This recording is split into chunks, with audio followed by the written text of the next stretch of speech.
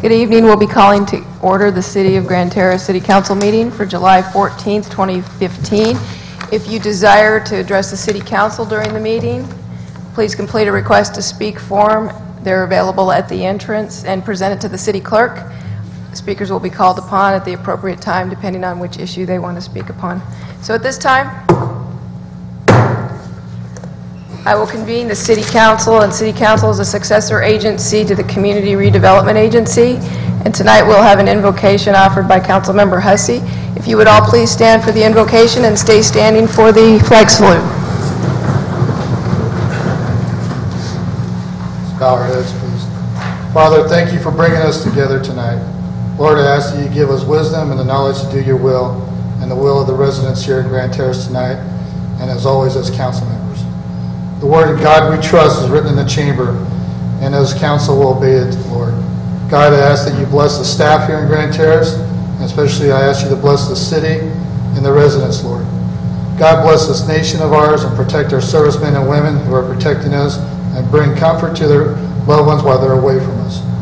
We ask this in your name, Lord. Amen. Amen. Please join me in the pledge to our nation's flag. I pledge allegiance to the flag of the United States of America and to the republic for which it stands, one nation, under God, indivisible, with liberty and justice for all.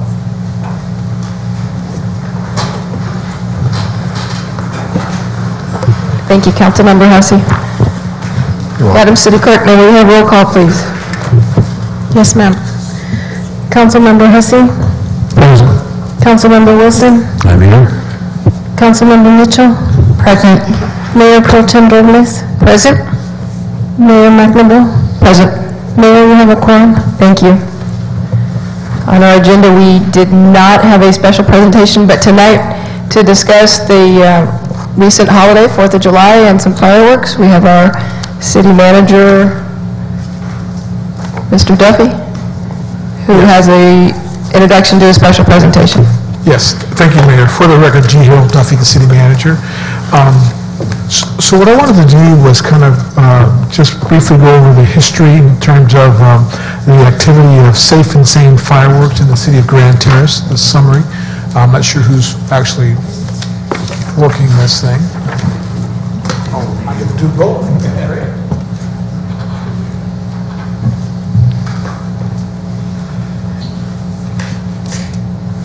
So it's July 4th, 2015, our holiday. This is about safe and sane fireworks in the city of Grand Terrace. And this is basically a summary of what's happened over the years and of the events that occurred over the last weekend. So local safe and sane fireworks. Over the past couple of years, there have been approximately $53,000 sold in fireworks in 2013, and 2014 was about $63,000, also by nonprofits in the city of Grand Terrace. This is safe and sane fireworks. So just to give you an idea of what kind of industry this is, last year, over $695 million worth of safe and sane fireworks are sold throughout the country. As you can see, over a 5-year period, it's been averaging somewhere in about $650 million a year. And so it's a significant industry that's occurring throughout the country. So these are some of the cities, our neighboring cities, that allow safe and sane fireworks. Obviously, the city of Grand Terrace,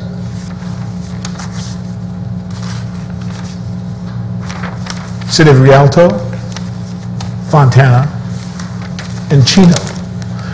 All the other cities, except for 2 in the high desert, Barstow and Adelanto, have outlawed safe and sane fireworks within their communities.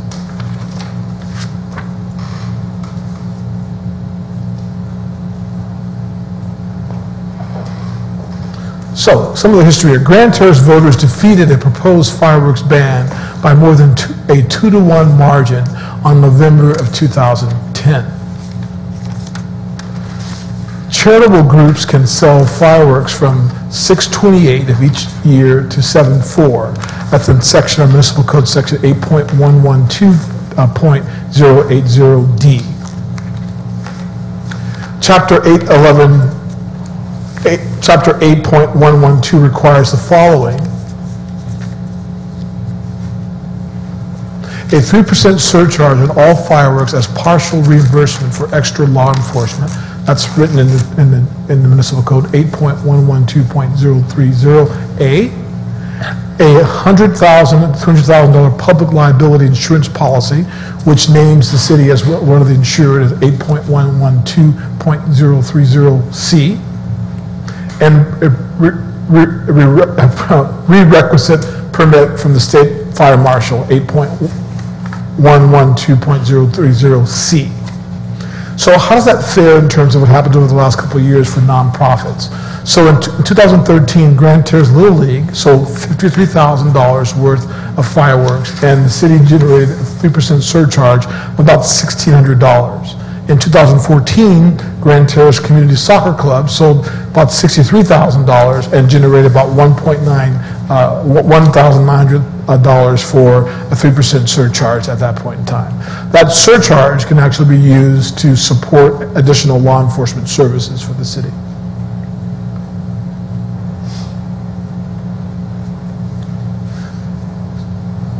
So there's a temporary sales permit is also required. Fireworks shall be limited to private property. That's an 8.112.120. And no fireworks shall be discharged on public streets or right-of-way, 8.112.120.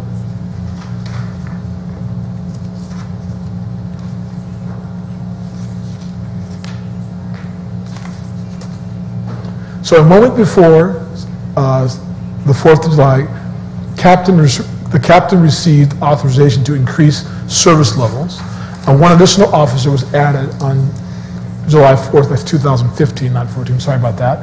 And dispatch received 22 calls about fireworks on July 4th, 2015, and no citations were issued at the time.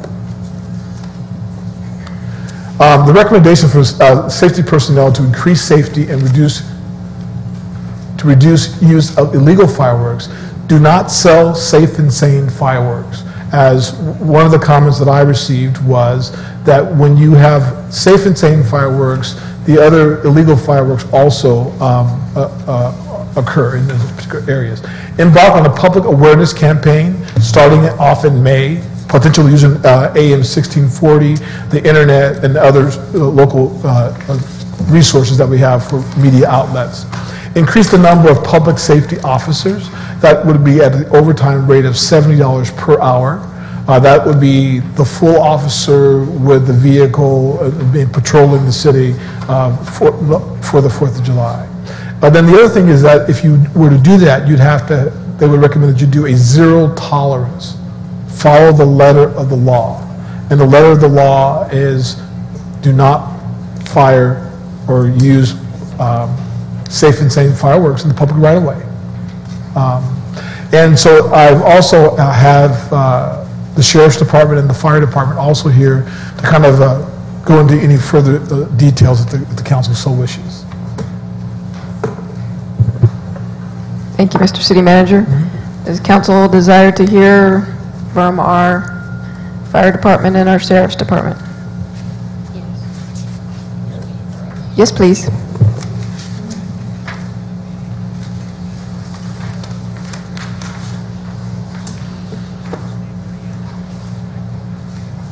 Good evening, Council. Good evening. I'm Steve Lasser. I'm Battalion Chief with San Bernardino County Fire Department.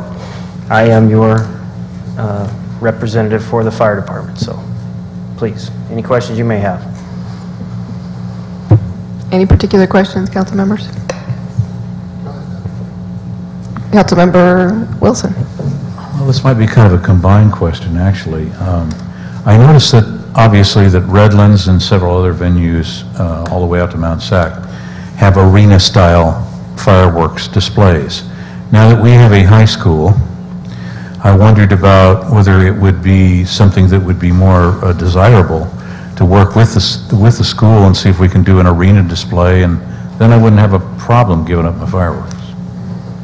Well, certainly anytime you have an organized fireworks presentation, those are the events that we strongly encourage you move from a individual fireworks show per se to the organized large presentation, because they're done with all the safety measures in place, with all the permitting and so forth that are required for those kinds of displays, and are far safer than any of the others, because you tend to not have individual injuries or the non-compliance with general laws that are in place on how you would use those individual fireworks. So certainly those are something we highly, and I would assume that he would say the same thing, we highly recommend those kind. As a general rule, we encourage although we understand what you have in place, a city ordinance that you can allow them, we as a fire service, public safety say we would encourage you not to have them at all. We try to work in with what your laws are and what your citizens have said they want to do. Thank you. Councilmember Hussey. Thank you, Mayor. Good evening. It's for the lieutenant. It says 0 citations were written that night.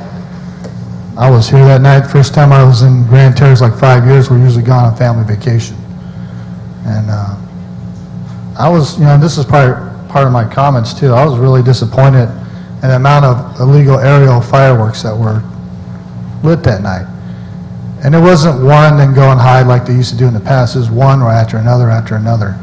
And I'm having a little bit of problem understanding why no citations were written when we have additional staff. I know, priorities come, but, my phone was ringing off the hook that night because of this.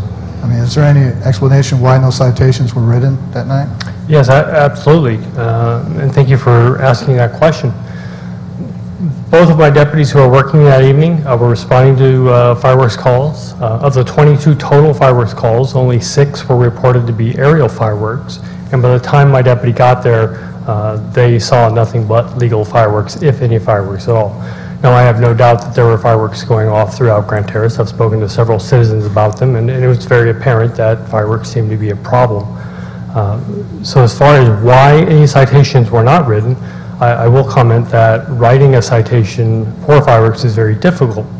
First, we have to track down the person who lit that aerial rocket. Trying to pinpoint that from even a few blocks away is very difficult. In fact, the most predominant way to do it is to actually see that person light the firework into the air. If we were able to narrow down the location as to where it was, it would be very difficult to prove unless we were able to get some type of packaging or something that depicted that type of firework and indicated what type of firework it was, which would be contrary to what safe and sane fireworks are. So I will say that our deputies responded to those calls for service. They were looking for illegal fireworks, but by the time they got to each of those 22 calls, they did not see any illegal firework activity. And I might add, at that point, they were dispatched or went to a different area where there was alleged illegal activity. Well, I know, Lieutenant, but it was pretty relevant. I mean, I walked down the street and personally talked to somebody. I think the only reason why they stopped because they ran out. I mean, it was going on and on and on. And so, I was a little disappointed. I understand, there probably had lookouts, for the sheriffs coming by. I know years ago when we test out the firework thing, we had also, help. We had resources, abundant resources. We had a neighborhood watch. We had a citizens patrol out there going through the area and helping out on that. But, I know we've said additional sheriffs, and, I would like to see more than just 2. I would like to actually see some of the things changed in this ordinance, as far as the legal lighting of the fireworks from the 28th to the July 4th. I think July 4th is the only day it should be celebrated.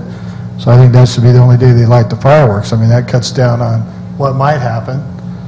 I'm all for, additional sheriffs. I think my biggest thing, just like the job I work at, I go, once you catch them and start writing the tickets, that'd be a deterrent right there. Hey, don't light them in Grand Terrace. I know it's hard, but it can be done. And I know probably as a city you need additional resources to get that, but maybe we have a different type of task force and a contingency plan to stop it, not only for 4th of July, but also probably for New Year's Eve, because I'm sure fireworks and also gunfire gets right there. And, personally, I was a little disappointed in seeing all that happen. But I think the best, be proactive instead of reactive on this. We have to take care of it. So what do you suggest, Lieutenant, that we do to really put a handle on this besides extra patrol? Well, I do agree with Chief Lassiter in that no fireworks is probably the best solution out there. Now, I'm not sure if the council is willing to entertain that at all. If you were willing to allow fireworks, the other option would be a collateral task force, if you will, that includes the fire department and is spearheaded by the fire department, because this issue is typically a fire department issue. It would be supplemented by not only the sheriff's department, but code enforcement throughout the city attorney's office, because they are going to be the ones who have to file those citations with the court, and as well as council, because it's going to take a lot of time and energy to get the campaign like this rolling. A high advertising toward the early part of the year as to what the city's goal is, to what those laws are, the ones that will be enforced, and what we're looking for. And make it not only a sheriff's department issue, but let's make it an issue that includes everybody. This is a community quality of life issue. We understand that, and we're willing to address that. And for this last 4th of July, we put out what we felt was necessary. Yes, there were no citations written. There were no illegal fireworks confiscated, but that was a matter of fact from my deputies responding to those calls for service. So that is what I would suggest. Now, I believe the city attorney or city manager may have misunderstood me this morning. I do not recommend a zero tolerance approach, because if you take it a zero tolerance approach, you're removing any discretion you have from my deputies. If the council wishes a zero tolerance approach, I'm more than happy to accommodate that. But that means every single person that we come in contact with any type of illegal fireworks or lighting safe and sane fireworks off in non-designated areas will be cited. A zero tolerance approach means that there is no discretion whatsoever, and we will do nothing but write citations to whomever it is lighting that firework off. Well, I understand what the city manager said, but sometimes the slap on the hand doesn't help. Sometimes it has to be the citation that gets the word out. Absolutely. And I understand the education part. Yeah, I don't know if the Safe and Sane Firework Booth has the map of where the no firework zone's at. I'd like to see that. I like to see, education. I think our best, get it out to schools, our newspapers. But, and I know we need discretion for the deputies. We can have somebody that, yes, I didn't know, and that's fine, but, I'm not going to tell you, it was, I even seen the lit up there by Blue Mountain, and, my biggest concern, we're in a drought situation. One spark can start a fire. We did have a fire. I don't know the circumstances. I'm not going to explain it, but what happens if somebody didn't have fire insurance and that person who was irresponsible lit that person's house on fire? There's got to be respect all around on this situation, and that's just my concern. But I appreciate your time in that, but I was just worried about why wasn't there no citations. I know if one was written, that might get the word out. Thank you. Thank you, Mayor. Councilmember Mitchell. Thank you, Mayor. I think hindsight, we all would have done something slightly different. I think the increase in activity and the more illegal fireworks that we had in the community is just an unfortunate situation I think that we're all caught in.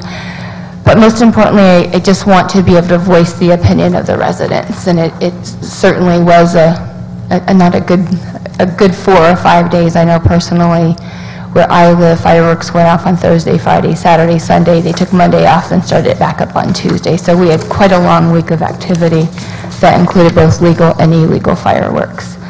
A couple questions. Maybe I'll start with Chief Lassiter first. Can you speak a little bit how you were prepared for the evening, 4th of July evening? The additional, if any, staff? Okay. In the city of Grand Terrace itself, we didn't have specific additional resources in this particular city. We had them as a larger group within the division that San Bernardino County covers, that Grand Terrace is a part of. We had 2 additional fire investigators and 3 prevention personnel that were on duty that night. If I can kind of blend this into some of the points that were brought up as well from Councilmember Hussey, some of the calls, we had 3 calls for service regarding fireworks for the evening. 2 of them were regards to Safe and Sane in the city of Grand Terrace, which turned out to be one particular person using Safe and Sane, caught their piece of clothing on fire and received burns. Safe and Sane fireworks. The structure fire call was from disposal of remnants of exploded ordnance that was placed into a trash can that were Safe and Sane, that then caught fire, caught the structure on fire. And then the units were dispatched to assist in a mutual aid response fireworks on the boundary between Grand Terrace and the city of Colton. Those we do not know whether it was safe or sane or not. It's reasonably presumable that they were not because of where the fire started. More than likely would require it to be an aerial, which got it out into the field where it was at. So in regards to the use of, let me get back to your question about resources. So as we are dealing with calls that come in, the calls that came in pulled all of our resources to the city of Fontana because of the overwhelming response of illegal fireworks that were going on in the city.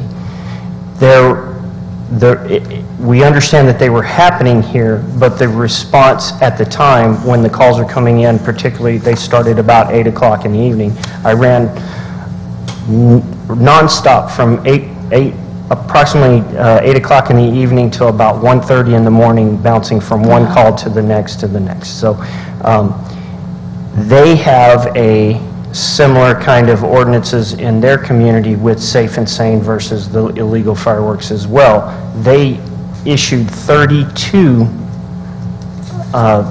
citations out of what I would assume, and just from calculations of what I could see in the higher elevations of the community and looking out over the city, tens of thousands of illegal fireworks that were going off at that particular, those time frames during that time. With an army of law enforcement officers going through the community and only 32 citations in a community of 200,000 people. So it kind of blends into the question that was brought there, that the citation element of this to be used as a deterrent is completely ineffective. It does not work. And so when you have Safe and Sane fireworks, because there are fireworks in that community, it brings in the illegal fireworks that comes with them, because it's very easy to mask which ones are illegal versus which ones are legal. And generally, as he was able to point out, as deputies get there and the illegal ones are already gone or have been, as soon as we come down in a big fire truck, or if the police car comes driving through town, at that moment where we are, we don't see them. Unless we have a residence that has the ability to say, I am standing at this address, I am looking at that address. They're lighting off illegal fireworks, and would be willing for us to meet with them to tell us that that's the place that it is. 90% of the time people are telling us, I want to be anonymous. I'm just telling you that they are in our community right now, or in my block right now, which is completely ineffective once we get there. Sure. So. Thank you. That was very thorough. A couple other questions here. I guess I will ask the city manager, can you keep us apprised of the developments in other communities and actions they take, whether it is to continue fireworks or any sort of special projects that they're working on to have a safe 4th of July season within their, like Fontana and some of the other communities that allow the fireworks? Absolutely. What I'll do too is I'll broach the subject to the regional city managers meeting and ask them how they fared, where some of the issues are, and I'll bring that information back to the council. Thank you. And then I also did some quick math.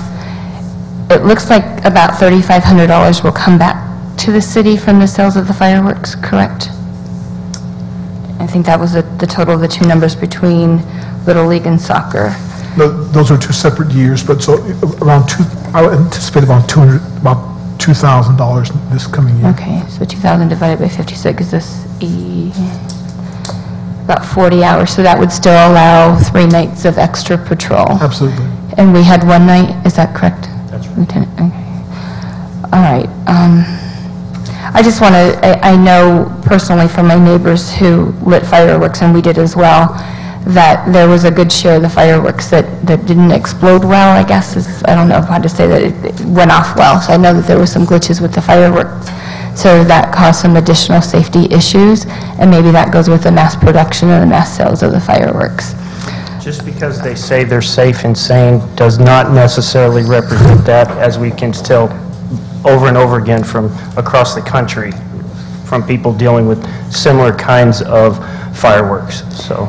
And I actually asked my neighbors to go ahead and write the company and voice their concerns for what little good that will do. But I'm thinking that there's plenty of opinion and fact here that we have, that maybe this might be something that we bring back for a vote. What is the procedure to do that? Bring a vote back to our residents. Okay. Thank you for the clip. The actual city clerk may or may have information on that. Madam City Clerk. It would need to be an initiative process, because it was an ordinance it was taken already once before, so now it's in ordinance form. So it would be an initiative process, and they would need to get 10% of the registered voters. Here, in the latest number that the county had given us is 6,499, so they would need to get 650 registered voters to vote on it, to be put on the consolidated ballot. So that would be like a June vote to go, or July vote? It would be until next year, because the next consolidated election for the county is on August. They would need to submit everything on August 7th to be put on the November 3rd, 2015 ballot. So June is probably. Okay, so that would actually be an initiative that a resident would take up? Yes. Okay, so now we know, can we, well, I don't know what to do with that. I guess we'll just let it lie until someone has interest, a resident has interest. Let me make sure I have all my questions. I think that concludes it. Thank you, Mayor. Thank you, gentlemen, and we're going to put you on the defense, and that's not how we want to position you, but I thank you for being prepared and answering our questions. Any other questions from council? Okay. Thank you, Chief Lassiter and Lieutenant O'Brien. I don't have any questions, but I have a statement. Mayor Pro Tem.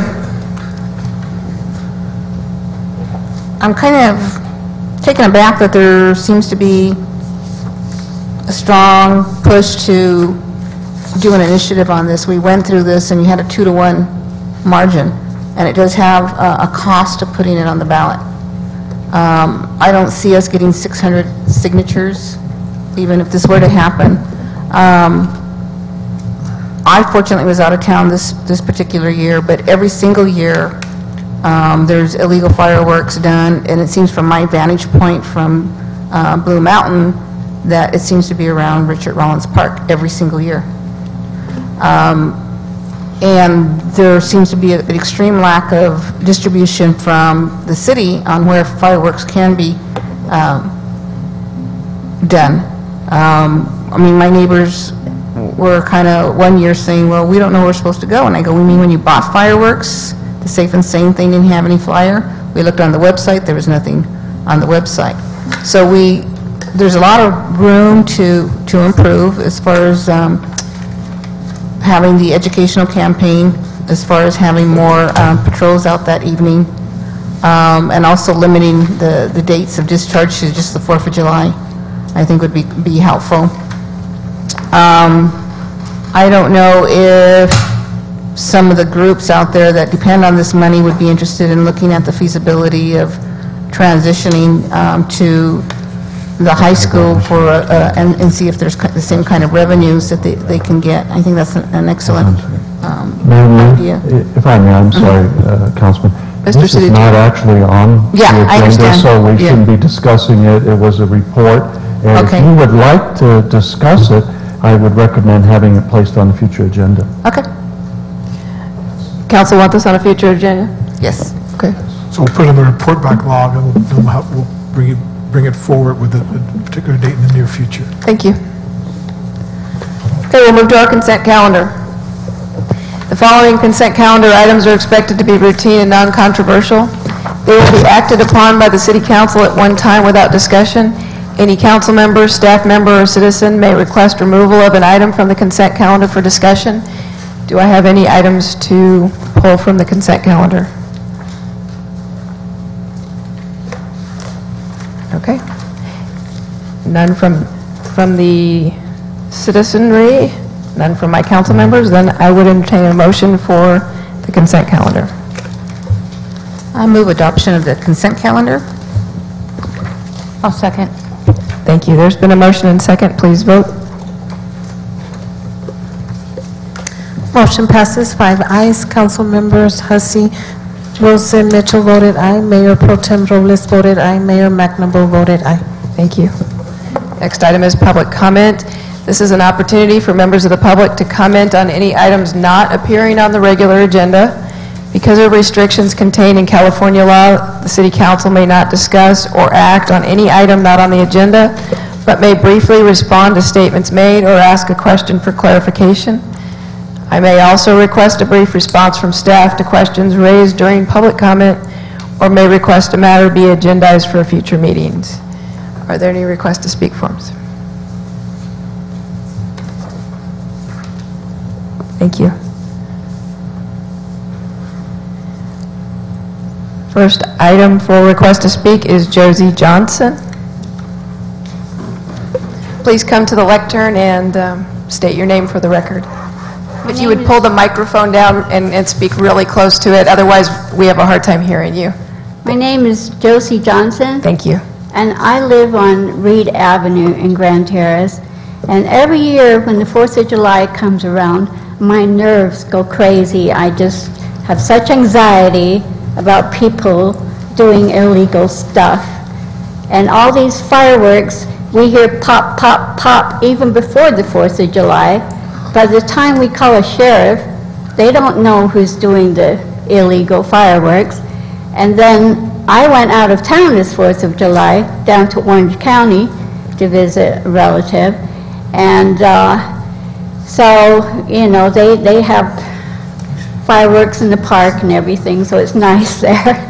But anyway, I think I was up late that night, and then about 2 o'clock in the morning, my husband called, because he stays to protect the house, and he says, well, it happened. I says, what happened? Well, the fireworks have just set a house on fire, 2 doors down from our house. It was like the 3rd house down from us. And he said he was trying to sleep, and he heard all the pops and, you know, explosions and stuff. And one of my neighbors just lost 2 cars inside their garage, completely melted. And I went down the next day to look at the damage, and I could see the fireworks in the curb outside. I didn't take a picture because I didn't have my camera with me. But there was a palm tree out there, and it was black on the bottom, and the whole garage was all boarded up and everything. And the next door neighbor to this guy, the garbage cans were all melted. He couldn't put his garbage cans out. And I just get so nervous, just, you know, it just bothers me that people don't follow the law. You know, they just keep using these illegal fireworks. And we've got to consider the drought that we have. We couldn't water our yards in Grand Terrace on Saturday. And we don't have enough police to go around to look at our neighborhoods. And so by the time people have set off these illegal fireworks, something has happened. This is the first time that we've had a neighbor's house burn. But is it really worth it for soccer or whatever, you know, to make money to have somebody's house burned down because of it? You know, it's just really bad on my health that I have to worry about people in the neighborhood doing illegal things. So that's all I have to say. I just wish the city would not discriminate, like have fireworks in this part of Grand Terrace, and then the other part of Grand Terrace can have the fireworks. I don't think that's right, so I'm just stating my point.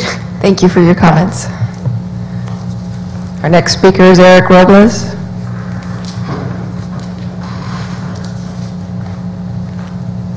Thank you, Mayor, City Council.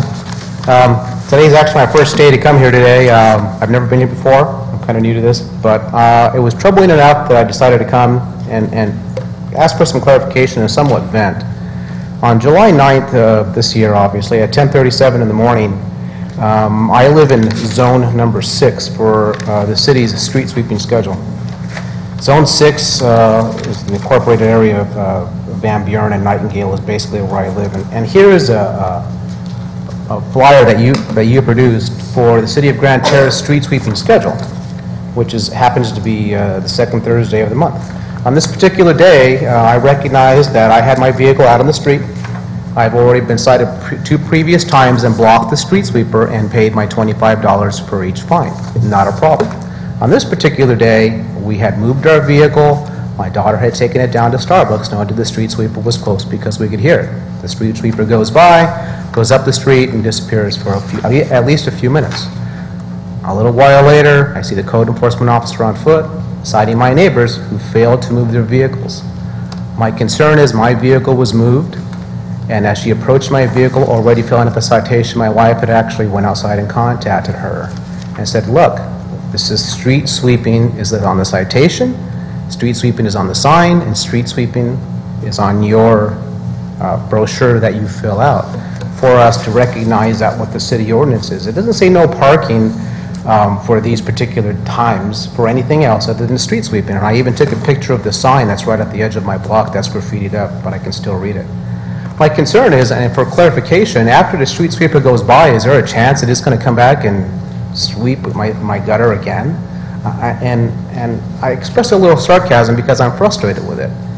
And I don't understand. There's the spirit of the law and there's the letter of the law. Once the street sweeper goes by, I should be entitled as a resident of this city for 20 years to park my vehicle in front of my street, in front of my house, and not receive, and again, this was a warning that I received from the code enforcement officer. Had I not gone out with my wife and expressed our concern, it probably would have been another $25 citation, and I wouldn't have been able to have been here and discuss it with you. I looked in your city municipal codes, and it's even clear as far as what these codes define. Grand Terrace Municipal Code 102090, which says, even on the citation, street sweeping. Municipal Code 102010, street sweeping zones designated. For the purpose of street sweeping, the city is hereby subdivided into 6 sweeping zones. If you would wrap up your remarks, please. Yes, ma'am. Finally, I just want some clarification. Can I park my vehicle after the street sweeper goes by or not? That's what it comes down to. Okay. If we can get your contact information, I'd like to have staff follow up with you and give you the clarification, and then understand what might make it easier in the future for us to communicate the information. Yes, ma'am, absolutely. And who do I give my information to? If you give it to the city clerk here, please. Yes, ma'am. Thank you. Thank you very much for your comments. Our next speaker is Mike Ald.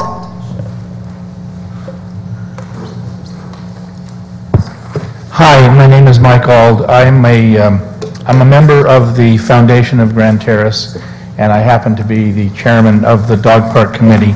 And today there will be a vote to transfer property which has previously been bounced around due to legalities in the dissolution of the RDAs to actually transfer that property to the city for public use.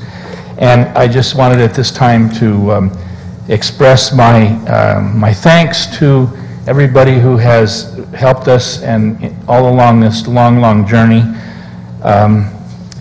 beginning of course with Mayor McNabeau, who originally was the president of the foundation and encouraged me to join the foundation and to pursue the completion of a dog park in this city. And other city members, Sandra Molina has been extremely helpful and communicative to me, and I wanted to thank her on behalf of not myself only, but the foundation as well as the dog park committee. And most recently, I wanted to thank Mr. Harold Duffy, who just took an interest in this, not necessarily as a proponent, but of somebody who was willing to listen and to become a part of this and to help us make it, find the best way to make this thing happen for the citizens of Grand Terrace. And then lastly, I wanted to thank some of the committee members who have been dedicated and have actually come here tonight. My wife Beverly Ald and Sue Taylor, Dwayne and Sarah Zappi, and as well as Danny Flores. His wife Gracie's not here tonight, but I wanted to thank all of you for your dedication to that. And also somebody who's not here tonight is the new president of the Foundation of Grand Terrace and his wife, Tamara and Laurel Rice. They were not able to make it tonight. So I hope after this impassioned speech that you will all transfer that property over so that we can get moving. It's been a long journey, and we want to thank not only you folks, but the citizens of Grand Terrace who've supported us in many of our efforts, rummage sales and all the different kinds of things we've done. So thank you very much, and thank you. Thank you, Mr. Ald. That was actually voted on our consent calendar, item 4, and it has been voted to be transferred. I know, but I had to be dramatic. And thank you. I'm sorry. Thank you and your committee members for all your hard work. Thank you. And this is just the start of a little bit more hard work for you, I think. I know. Thank you. Thank you for being here tonight. Thank you for your comments. And last speaker slip I have is for Sarah Wright, who is our representative for Congressman Pete Aguilar. Good evening, City Council. Sarah Wright, with Field Representative for Congressman Pete Aguilar's office. I just came to make a couple announcements about some events we have coming up this summer. The first one being this Saturday, July 18th, here in Grand Terrace at Food Connection. We'll be hosting a Coffee with Your Congressman from 9 a.m. to 10 a.m. And then also we have our senior fair coming up in August 21st from 9 a.m. to 12 p.m. at Abundant Living Family Church in Rancho Cucamonga. I have flyers if anyone would like more information, and you can also call our office too to ask any questions. Thank you. Thank you. Thank you for being here. Anyone else who wishes to speak? I have no more speaker slips. If there's something that has sparked your desire to speak, you can do so now. Seeing no takers, I will close public comment, and I will bring it back to the council for their communications. We'll start with Council Member Bill Hussey. Thank you, Mayor. And once again, good evening, council, staff, and thank you residents for coming out tonight. Half my public comments were about fireworks, so I guess that'll knock it out. So, but I just want to, thank the fire department for their quick response and putting out that fire. And I guess a turtle was saved at that time. So I really appreciate it. It meant a lot for that family. So thank you. Congratulations goes out to the city of Colton for celebrating the 128th birthday.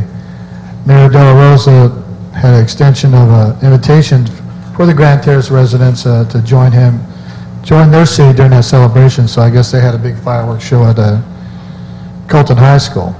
And I actually could see it from my window, so I don't, but I had to work, and so it woke me up. So at least it was my alarm clock. Also, I attended the League of City Executive Board meeting on June 29th from 11:30 to 1:30. We pretty much just, it was to get to know people. We went over the April minutes, and they're talking about the new district, well, actually the new president for the league, and he's actually coming from Southern California, Dennis Mitchell, and the league seems to be pretty happy about getting representation from Southern California because most of the representation is from Northern California, and they kind of like overlook a lot of our issues here in the South. Also, Mr. Duffy, thank you for fixing numerous potholes in Grand Terrace, getting it done. I know every time we see my message, you say, oh, Mr. Hussey found another pothole, but I appreciate it, and I like driving by Bank of America now, not doing the Braille Institute of Driving, but really thank you for taking care of that. I wish, well, hopefully one of these days we'll get our streets actually taken care of instead of patching them. I like to see that. Also, one other thing, me and my wife went for a walk, and there was a homeless man. He was sleeping on the park bench over there by Dewberry and Mount Vernon, and it was hot that day. And I'm also a Christian, so not looking down on him being homeless, I felt sorry for him. He was down on his luck. So we brought him food and water, and I asked him politely, you can't sleep here. And I called the sheriffs just to do a welfare check, and the sheriffs are very responsive on this, and they actually had he came out, the gentleman was already gone, but he was looking for him for additional resources, so I really appreciate that. So like I said, I wasn't looking down on the man, it just, it's hot and they're hungry, and some people are down on their luck, and you just talk to him like a normal human being, and he moved on. And that's about it. Thank you for your time. Thank you, Councilmember Hussey. Councilmember Wilson? Thank you, Mayor. I'd like to thank the city manager, Mr. Duffy, for getting the Emergency Operation Committee back on the air at our AM emergency radio. I'd also like to thank the volunteers for the service that they render and the dedication that they've had all the way through this delay, and they provide a vital link to survival for this entire community. Recently, we watched the movie San Andreas, and if you want to scare yourself to death in relation to what could take place if there was a 10.0 or something like that, but it does make you really think about what the availability would be for services. And we had heard lots of discussion about this particular topic, and the conversations I've had with a couple of the prominent people in the EOC is that they recognize that sheriff duties and fire duties are going to be probably elsewhere. And that makes sense because there are going to be some large things that we'd have to worry about had we run into some kind of a seismic event or some other kind of holocaust. So it is really up to each one of us as individuals to be aware of what we need, to be able to take care of ourselves and our families. It's also good for us to understand some of the skills that we need to be able to provide just the necessary evils, so to speak, as shelter and food and water and sanitary conditions and so on. But more importantly, the EOC is our one vital link to the outside when it comes to that. And we only have a 3 3/4 square mile town. But where are you going to go if the sheriffs are elsewhere and the fire department is elsewhere? You can't come to my house because I won't be able to feed all of you. So I think it's important for us to understand that our cooperation with the EOC is critical to the survival of all of us in this town. We've got 13,000 folks that are on the sign.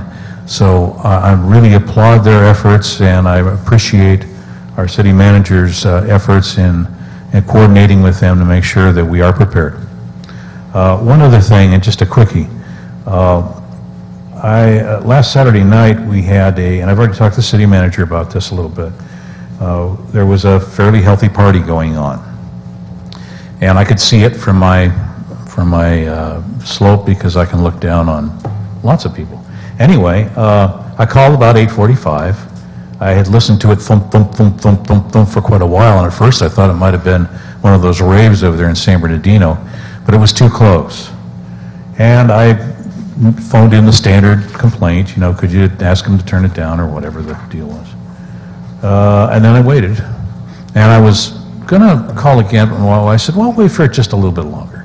So at 9:45, which is now an hour and a half later, since there hadn't been any change, I finally called again and recited the same information. I wasn't a smart aleck or anything at all, just, soft, and we just like to get the condition taken care of.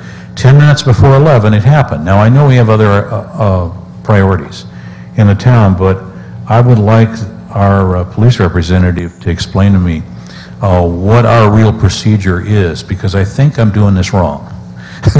So I'd like to find out what, if I'm not in accordance with what you guys understand, how sound,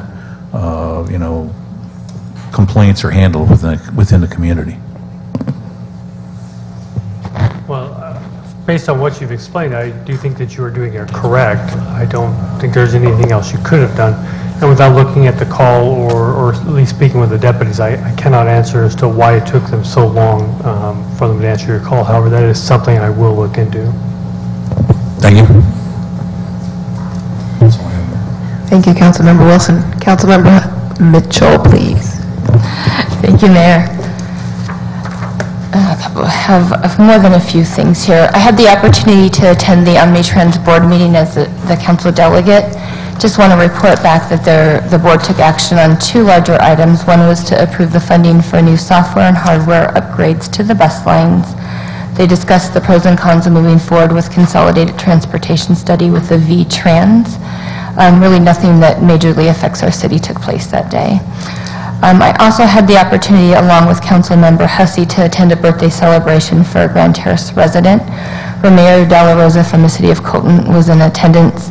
Mayor De La Rosa wanted me to share with the entire council and the residents that he has great interest in partnering with Grand Terrace on any items that may benefit both cities, and he wants to create a healthy working relationship between the two cities, and asked that I extend the invite to functions, extend an invite to both residents and the council to attend functions that happen within Colton, and he plans to attend our upcoming chamber dinner. I believe that's next week. And then also, I had an opportunity to speak with our city manager regarding code enforcement. It seems that there are a lot of activities that are taking place when City Hall is closed on Fridays and throughout the weekend that we need some staff attention to. So I just want to put that on the record and ensure that we develop a plan that we can address those concerns for our residents. And then I want to ask for an update. I believe it was a broken water line on Michigan that was repaired, and there seems to be a large steel plate that has some, I don't know what you call it, I guess asphalt on top of it that just serves as a temporary barrier.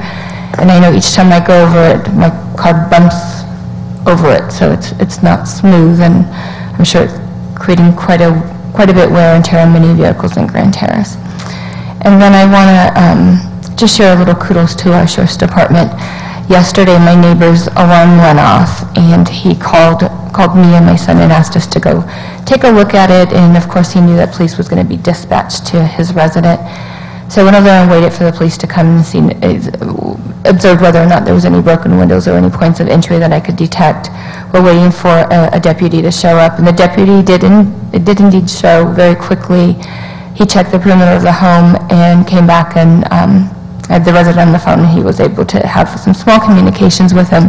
But I was impressed to see that he was actually transporting someone to the detention center, but he took the time to stop to address an alarm here within one of our residents' homes. So I just think that speaks to how responsive they are to the needs of the community. I just want to say thank you. And I think it was Deputy Sandoval, but I'm not 100% sure. So maybe you can check on that and just pass my appreciation on to him once again. I, of course, said thank you there, but just to hear it from the supervisor might be nice. And I, too, want to thank our residents for coming out and being a support. I look forward to the dog park coming along and raising even more funds to ensure that our residents have another amenity in our small community. So thank you for all your hard work. And that concludes it, Mayor. Thank you. Thank you, Councilmember Mitchell. Mayor Pro Tem Robles. Thank you. I did spend a week in Carlsbad, so Councilmember Mitchell provided attending the Omnitrans board meeting. In my return, I attended the Omnitrans Administrative Committee and have a nice public relations action to report. Is the Omnitrans is in a predominantly minority community in the west side of San Bernardino. They have a lot of fuel tanks storage, and there had been a long concern going between an Institute for Social Justice representing residents and their safety. Thanks to County Supervisor Kurt Hangman, Mayor Deborah Robinson, and myself, we advocated for some resolution over a longstanding disagreement on that. And one of the things was doing that, using Twitter to let the residents know if there's any gas leaks on the facility. And I'm happy to report that, many years of this disagreement has been resolved. And it's very good to see when government doesn't see the public grievances as a negative, but a positive and something to be overcome. And it was something that I'm pleased that has occurred. And other than that, in my neighborhood, even before I was on the council, I had even posted on a blog that was there, and Grandpa Terrace wouldn't let me put it on the blog, and that was basically when people are walking their dogs, pick up after them. I noticed there's a home on the corner of Dos Rios and DeBerry that has a sign where, like, for the dog, not just to, and it's just, my husband, when he does walk, he says, I can see, he goes, why do people walk in the street? And I see people walk in the street, I think, because the pavement's easier on their backs. And he says, well, they should use the sidewalk. But then he says, well, I can see they don't use the sidewalk because it's an obstacle course. And in the past, we used for public campaigns, maybe with the fireworks and for this and other initiatives, the water company would partner with us on getting some information. And I don't know if there would be something that we can do with the our trash person or something to kind of get a campaign on courtesy with the animals. And I don't know if there can be some kind of receptacle to make our city more friendly as far as people walking their pets. And that's all I have. Thank you. Thank you, Mayor Pro Tem. I attended the Sandbag Board of Directors meeting on July 1st. We will be dark in August, which is nice. Sandbag actually addresses a fair number of issues, so it's kind of nice to have a month off. So we received the April-May 2015 procurement report.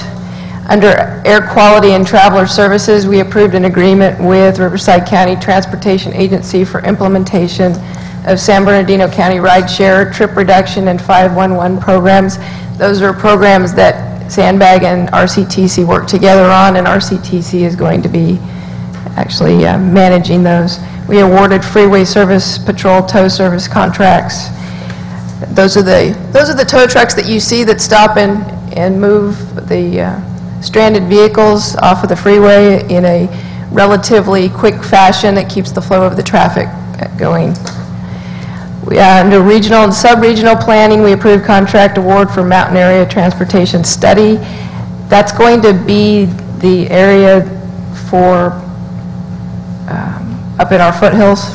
The transit and rail area we received April 2015 right-of-way grants of use report.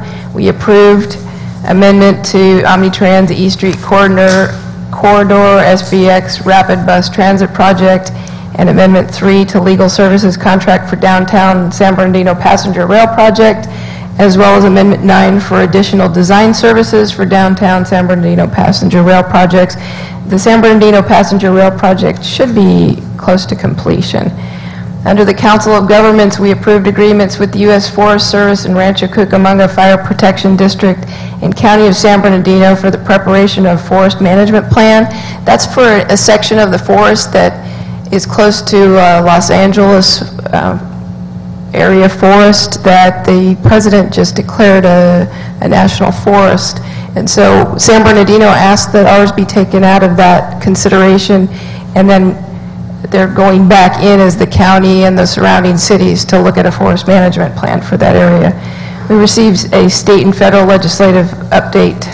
Under transportation programming and fund administration, we approved allocation and project list for Valley Major Street Program, Arterial Subprogram.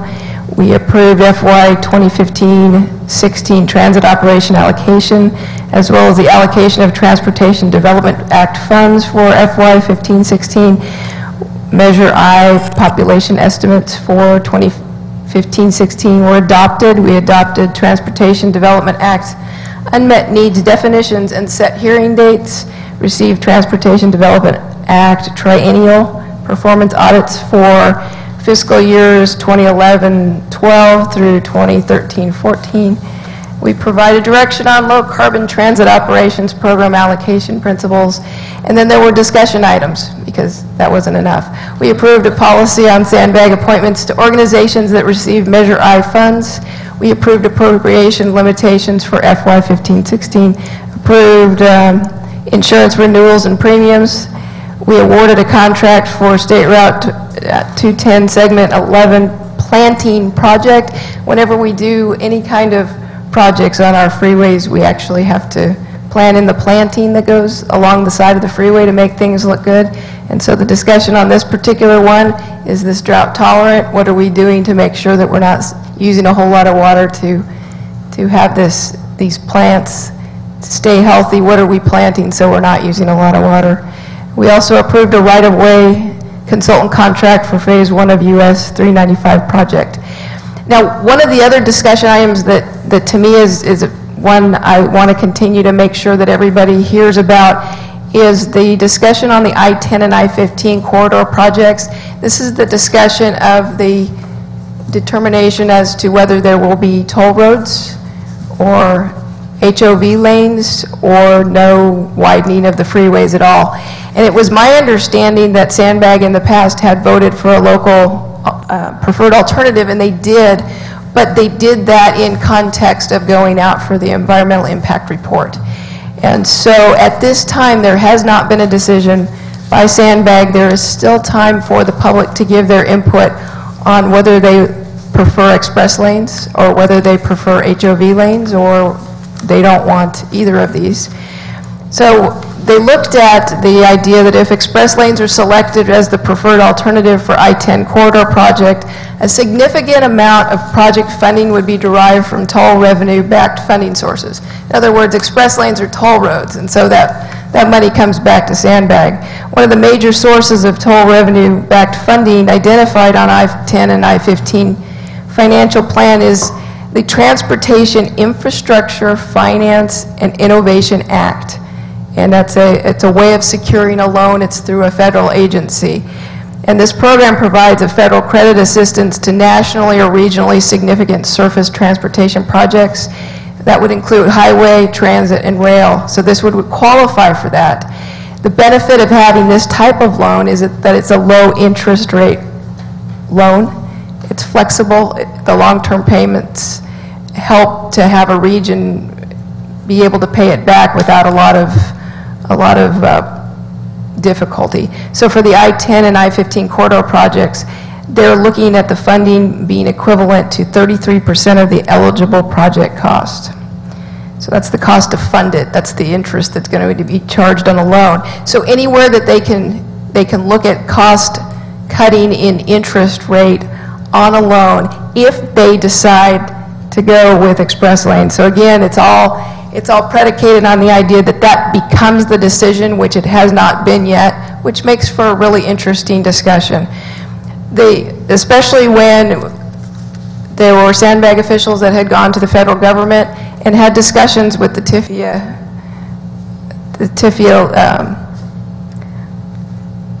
lenders in the transportation agency, the Federal Transportation Agency.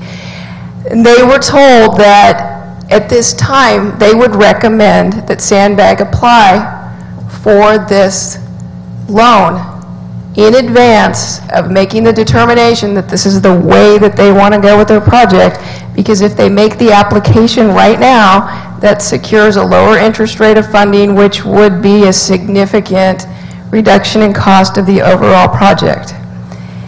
And so the discussion really had to do with, is this the right thing to do? It's an opportunity to secure lower interest rates, but it's almost putting the cart before the horse, saying, you know, we've got this loan. It looks like Sandbag Board of Directors has already made the decision to go express lanes. You know, are we locked into this if we put in the application? And that was a pretty healthy discussion.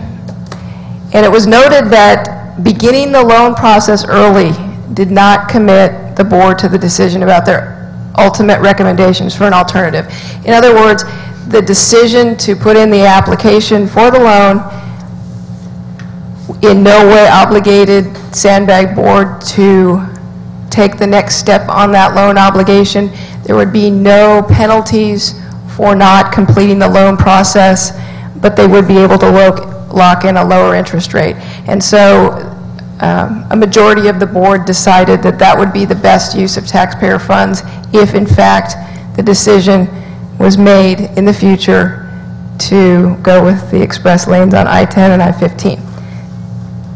So it was a highly controversial and highly contentious discussion. I was very proud to be part of that board in having such a discussion, since so many of the decisions that are made seem like they're all road and they're all consent calendar, because mostly, a lot of times they are unless they're pulled for discussion. So the decision was made to do that, but please know this, there is plenty of time to express your opinion about whether you want express lanes, HOV lanes, or no expansion at all, and I encourage you to please make your option something that is heard by Sandbag Board members. And thank you for your time. We will move on to our public hearings, item E. We have 2 public hearings tonight. So the rules for our public hearing: to speak on public hearing items, I'm going to ask you to please fill out a request to speak form and give it to the city clerk. Each person will be allowed 3 minutes to address the city council. If you challenge in court any action taken concerning a public hearing item, you may be limited to raising only those issues you or someone else raised at the public hearing described in this notice or in written correspondence delivered to the city at or prior to the public hearing. So we will follow this format for both of our public hearings. At first, the public hearing will be open. We will look at any written communication that has come in. We'll have city council have questions of staff and staff comments. We will ask for the applicant's comments. Applicant will not be limited to 3 minutes. We will ask for arguments in favor or in opposition. These speakers will be limited to 3 minutes. If there are any speakers that are speaking in opposition to the applicant will have an opportunity for a rebuttal. Public hearing will then be closed and city council will come back for deliberation. So we will start with the first of 2, hearing for the placement of assessment for delinquent refuse, sewer, and rental inspection program fees on properties located in the city. May we have a staff report, please? Thank you, Honorable Mayor and City Council. It is a privilege to address you tonight. For the record, my name is Adrienne Freeman, Management Analyst. I would like to direct the attention of Council to item 7. It is page 4 of your packet. Hearing for the placement of assessments for delinquent refuse, sewer, and rental inspection program fees on properties located in the city. This staff report supports 2030 Vision Goal number 1 to ensure our fiscal viability by ensuring appropriate cost recovery for services. Chapters 5.42 and 13.08 of the Grand Terrace Municipal Code allow for the collection of unpaid fees for trash and sewer respectively. Chapter 5.80 of the Grand Terrace Municipal Code established the non-owner occupied and rental property program to identify substandard non-owner and rental properties within the city and to ensure rehabilitation of properties that do not meet minimum standards. Staff has issued notices for delinquent rental inspection fees, and with the assistance of Vertec Waste Industries, Inc. and the City of Colton, has sent property owners notice of delinquency for trash and sewer via certified mail. Tonight, Council has been given a revised list of delinquent accounts for trash, sewer, and rental property inspections. The revised list shows that since the notices were issued, 85 properties have been removed from the residential trash and sewer, 2 properties have been removed for commercial sewer, and 1 property was removed for the rental property inspection program. As of July 14th, today's date, 221 parcels are still delinquent. As a general timeline for the reference of council, notices were issued to property owners on July 8th of 2015. A corrected notice was issued to commercial sewer customers on June 9th of 2015. Property owners were advised to pay their bill by noon of today, July 14th, 2015. And although council approves the list of delinquent accounts today, property owners have until August 24th of 2015 to bring their accounts current. Staff received an email correspondence from Ms. Anita Jensen asking for a sewer ordinance and for clarification of the sewer rate calculations. Staff from the City of Colton and the City of Grand Terrace provided answers to her questions via email. No formal written protests have been received by staff. At this time, staff is recommending council to conduct a public hearing to hear appeals of delinquent fees that are proposed for adoption and assessment on the tax rolls of the county tax assessor. After the public hearing, staff is recommending that council adopt two resolutions. One, adopting a report of delinquent refuse and sewer user fees and directing that such delinquent fees be collected on the tax roll and be imposed as an assessment upon property within the City of Grand Terrace. The second resolution, adopting a report of delinquent non-owner occupied rental program property fees and fines, and directing that such delinquent fees and fines be collected on the tax roll and be imposed as a lien upon property within the City of Grand Terrace. Should council have any questions, staff, also Steve Bradshaw with the company Burtech Waste Industries is here, as well as Gary Etheridge and Bernardo de la Torre with the City of Colton. Any of us would be willing to answer any questions that you have.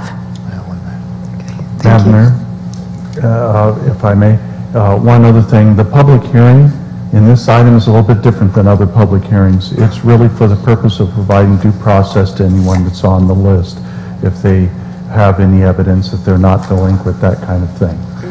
Okay, thank you. Councilmember Hussey, you had a question for staff. Yeah, one of my concerns, I know we're doing an appeal process and stuff, is anybody come up, because I know we were having, I talked to Mr. Duffy about it, mail being stolen from mailboxes. And I know that Burtech, the water company, sewer, that's pretty much delivered by mail. Does anybody come up to you and say their mail was stolen, they never received anything on this, part of the appeal? Thank you for the question. To my knowledge, we did not receive any notification that individuals did not receive the... All right, because I was just looking, it looks like a pattern on some of these residents and streets on here. So I was wondering if anybody did come up there and mention that to you. To my knowledge, we have not received information regarding that. Because it doesn't look like, I mean, it looks like delinquent, but not as much. It looks like a couple months on a lot of these, the totals. So that's what I was worried about. So. Okay. Are you referencing residential, or are you referencing residential? Residential. That was just my concern if anybody, because I forget once in a while too, like if I think the trash bill and the sewer and the water, they only come in every other month or every 2 months, and it was just my concern. I don't want to have somebody paying a $35 fee when they were like a victim of a crime that their mail was getting stolen. I see. Thank you. Thank you. How long were most of these bills on the books before they were asked to be added to this list? Is it more than a month has gone by? My understanding is, and we have representatives from Burtech and from the City of Colton as well, but these are basically fees accrued over a year, a fiscal year. So then by the end of the fiscal year, we bring the report to council to have basically these rates added to the tax roll. So I don't know that it's a specific span of time, I just know it's within the fiscal year. Okay, thank you. Thank you. Councilmember Mitchell. Thank you, Mayor. I wanted to ask a couple points. You mentioned that the delinquent notices were sent certified mail. Is that in the name of the property owner and they're signing for that mail? Can you explain that certified mail process? Right, the certified mail, the notices are sent to the property owner, and then they would sign off that they received. Okay, can that be signed by anyone in the resident or by the property owner? I don't have the answer to that question. I understand that some of these properties may indeed be rental properties, so potentially it could be a tenant that is living there and signing off. So I would have to... That is my concern, that there are some on here that, I guess I'm concerned that maybe a resident has signed that for the certified letter and the actual owner is still not aware of the delinquent fees, and they won't be until the tax roll is assessed. And then, so I don't know, maybe that's a process that we can critique a little if it's not in the, sent to the certified mail is not sent to the actual property owner. I would like to ask if our representative from Burtech can also speak to this issue. Sure. Please have him come forward. Thank you, Madam Mayor and members of the council. Typically, Burtech Waste issues notices via certified mail to property owners. On our invoices and billing statements, there is a property or service address where service is performed. There's also an address for a property owner, and so that when notice is served or letters are sent, it is sent to the property owner, and that owner has to sign an article that the certified mail has been received. And it's only the owner that can sign for that piece of mail? Yeah, U.S. Postmaster will only have the owner sign. Okay. I mean, the name is listed in the article. If they aren't present when the postman or postwoman presents the certified mail, cards left, tags received, and so they would have to go down to the post office and sign for it. Typically, post office personnel ask for an ID. If the article isn't signed for face-to-face, they go down to the post office, they have to show their ID with their card, and then they get the article. Okay. And the reason that I ask that, I see on here that there are delinquent fees for sewer and refuse, but there is not delinquent fees for the rental, because the properties that I know, they can easily identify either the resident, the owner. They're not delinquent in the rental inspection fee, so it just kind of flagged something for me. No, certainly, and I can, your point's well taken, and I can only speak to the refuse part of it, but... Of course, thank you. Before you, for the record, would you state your name, please? Stephen Bradshaw with Burtech Waste Industries. Thank you. Did you do that earlier and I didn't hear you? Yeah. I appreciate you repeating it. Well, that's okay. All right, thank you. You're welcome. I have one additional question there. Councilmember Mitchell. Oh gosh, I should have worn my glasses. Page 95. There is the rental fee, the rental inspection fee of $23.75. Why is there a different fee than the rest?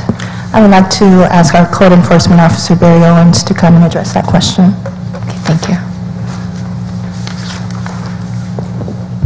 Good evening. My name is Barry Owens, Senior Code Enforcement Officer for the City of Grand Terrace. The answer to your question is that there are different levels in the Code Enforcement rental inspection program. So single-family homes start off at $95 per year for their annual fee. After 3 consecutive years of no violations, they qualify for a 50% reduction in the 4th year.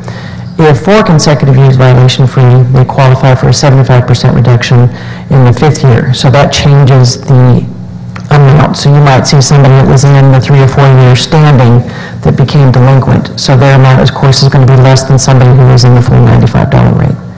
Barry, do you actually go out, or a staff, maybe not you, but a staff go out and do physical inspections on every one of these residents? Actually, I'm the one that does the inspections on every one of those, yes. Does it not take the same amount of time to do an inspection on a new resident as it takes to do on a 5 or 6 year home? I shouldn't say resident, inspection on a rental that's, whether they're in the 1st year of a rental program or the 6th year of a rental program? It depends on the size of the property. It also depends on whether they had any previous what we consider minor corrections that aren't going to place them in what we consider a violation state. So there might be something that was minor that we wanted them to correct. So there's sometimes that can take a little bit longer out there. We will note, there's a checklist that we go through, and we review the items. If there's something that needs to be corrected that's not a violation but could be, then we note that. So that can take a little bit longer preparing and doing the inspection, preparing the report. Okay, thank you. Mayor, that's all for my questions. Thank you. Thank you. Council have any other questions of staff? Councilmember Hussey.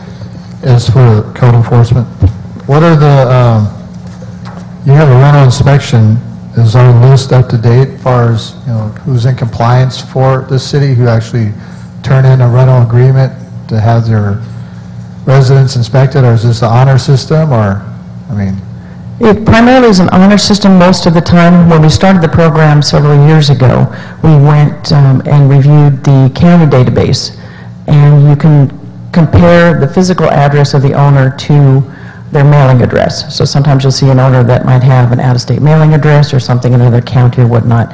The program developed off of that list. So from that list, we contacted all the owners saying we believe that your property might be a rental program, or a rental property. At that point in time, they confirmed or they provided proof that they lived in that residence. So we still continue that process where if we see something posted for rent, we verify and make sure that it's in the program. If it's not, then we immediately contact the owner.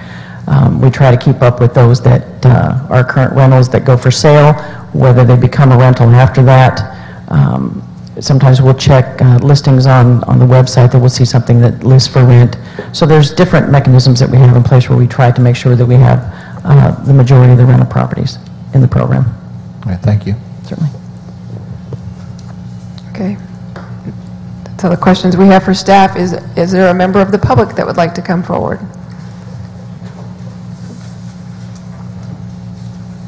And I have no request to speak forms in front of me. So I will close the public comment. And I will come back to council for deliberations and perhaps a motion. Does this come back a second time, or is this? No. Okay, so I move adoption of resolution number 215, and I'll have the clerk read the title.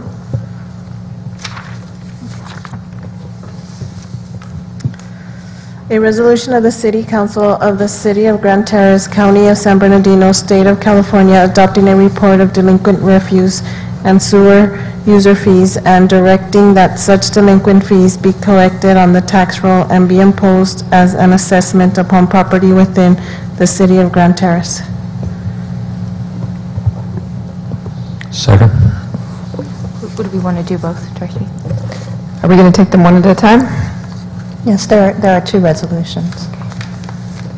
Would you read the second one as well? A resolution of the City Council of the City of Grand Terrace, County of San Bernardino, State of California, adopting a report of delinquent non-owner occupied rental program properties, fees and fines, and directing that such delinquent fees and fines be collected on the tax roll and be imposed as a lien upon property within the City of Grand Terrace. Just to make sure, I'll move adoption resolution B and adoption resolution C as read by the city clerk. Okay. Second concurs. All right. There's a motion and a second. Any discussion? Seeing none, please vote. Motion passes 5 ayes. Council members Hussey, Wilson, Mitchell voted aye. Mayor Pro Tem Robles voted aye. Mayor McNamara voted aye. Okay, thank you. Our second public hearing tonight is for the annual levy of assessment for 2015-2016 Landscape and Lighting Assessment District 89-1. Thank you, Honorable Mayor and City Council. For the record, Adrian Freeman, Management Analyst. I would like to direct the attention of Council to item 8 on page 4 of your packet, hearing for the annual levy of assessment for 2015-2016 Landscape and Lighting Assessment District. This staff report supports 2030 Vision Goal 1 to ensure our fiscal viability by ensuring appropriate cost recovery for services. The purpose of this item is to discuss the benefits of the Landscape and Lighting Assessment District as shown in the engineer's report and to conduct a public hearing for the annual levy of the assessment.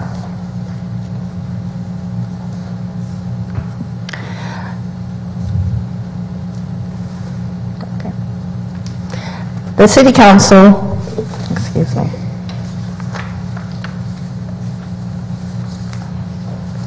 pardon me.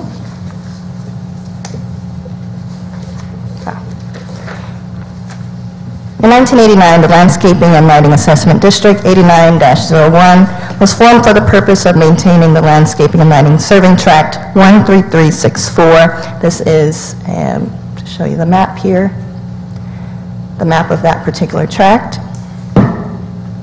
Subsequently, tract 14264 and tract 14471 were annexed into the assessment district, and these are the tracts shown.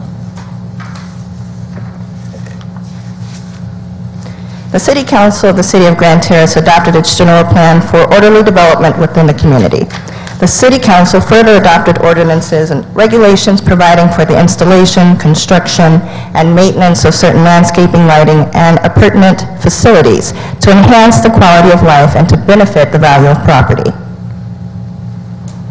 Special benefits properties within the district receive include, but are not limited to, improved aesthetic appeal of nearby properties, enhanced adaptation of adequate green space, enhanced quality of life and working environment by well-maintained landscaped areas and amenities, and increased social opportunities and leisure activities for customers, residents, and families provided by a well-maintained neighborhood destination. Staff has reviewed the expenditures for fiscal year 2014-2015. The cost of operation and maintenance should remain the same for the coming fiscal year, 2015-2016, and no change to the annual assessment is necessary. At the regular meeting of June 23, 2015, the City Council adopted a resolution ordering the preparation of plans, specifications, cost estimates, diagrams, engineer's report, and the acceptance thereof for Landscape and Lighting Assessment District number 89-1. At this time, staff is recommending council conduct a public hearing to hear appeals of the annual levy of assessment for 2015-2016 Landscape and Lighting Assessment District. I would like to direct council to the instruction sheet for the public hearing that was included in the packet. Following the public hearing, staff is recommending that council adopt a resolution confirming the diagram and assessment and providing for the annual assessment levy for the Landscaping and Lighting Assessment District. Should council have any questions, staff or Susanna Medina, who's here with Wildan, will be happy to answer any questions. Thank you. Thank you. Was there any written communication that came in with this? We did not receive any written protests or comment. Thank you. Council members have questions of staff? No? Okay. Any member of the public here wishing to speak? Okay. I have no request to speak forms, and seeing no takers, I will close the public comment portion of this and bring it back to council for deliberation and a motion. Mayor, move approval of this item. Adopt resolution number 2015- the City Council of the City of Grand Terrace confirming a diagram and assessment and providing for annual assessment levy for a landscaping and street lighting district. I'll second the motion. Okay, there's been a motion and second. Any further discussion? Okay, seeing none, please vote.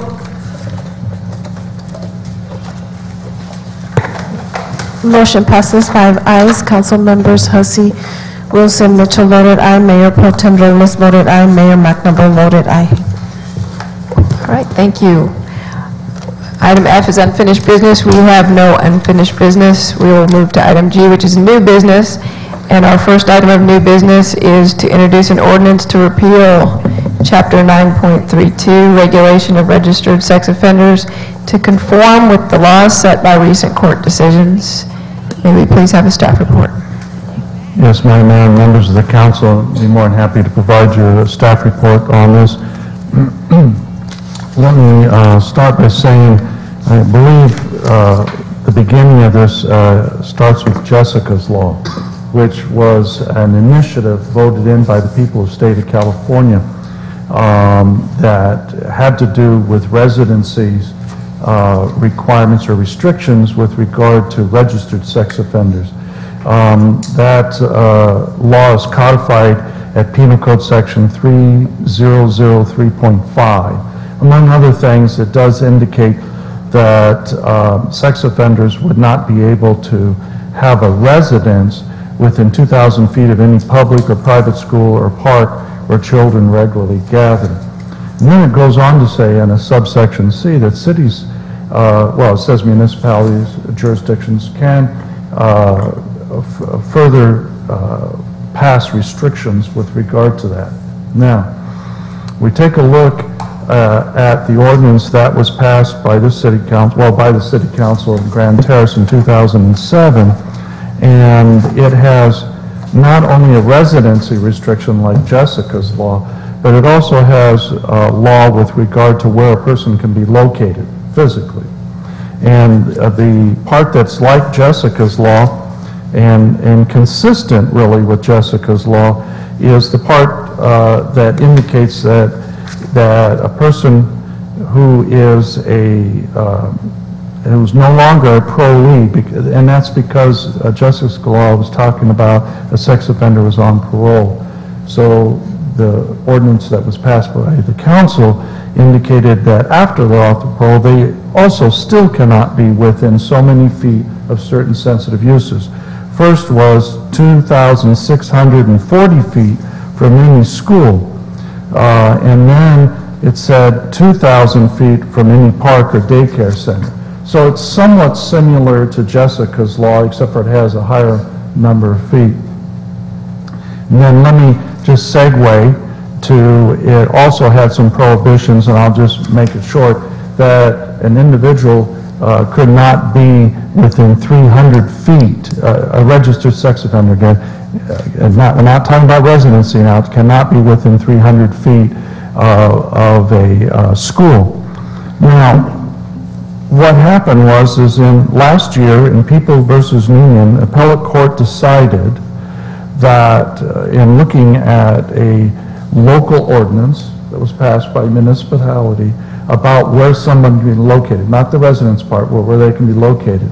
And that particular one that was being looked at said that they couldn't be in the park. Your ordinance says they can't be within 300 feet of the park. What the court found was, with regard to where a person can be, is preempted by state law, and therefore no requirement about where they can be in the park or within 300 feet will stand. Okay, so now we'll go to the residency part. The residency part was dealt with in a California Supreme Court decision this year called In re Taylor. And what they did is they specifically look at Jessica's law and its requirement that sex offenders could not reside within 2,000 feet of public or private schools or a park where children regularly gather. That's the language of Jessica's law. They looked at that law, the law that was passed by initiative, and determined that that prohibition was not constitutional, so they struck that down. Now we take a look at the law that Grand Terrace has on the books. It is applying the same thing that, or even more restrictive in some ways, as the Jessica's law.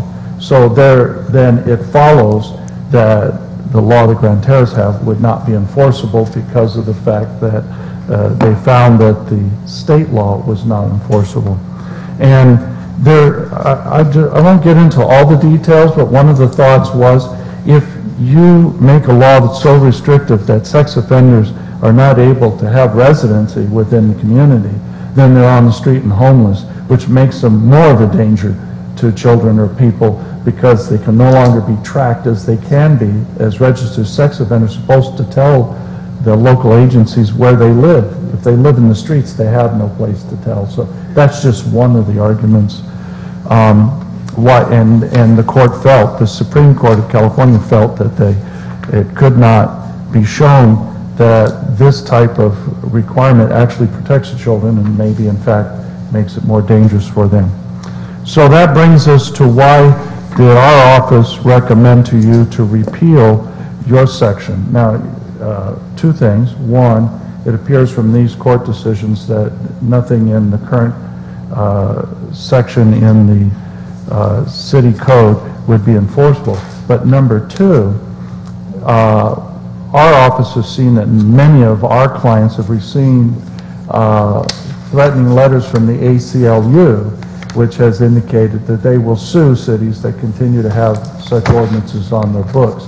Now, mind you, I am not aware of whether Grand Terrace received such a letter. I know that other of our clients have. Maybe we did and I didn't see it, or we didn't. So I'll put that on the table for you.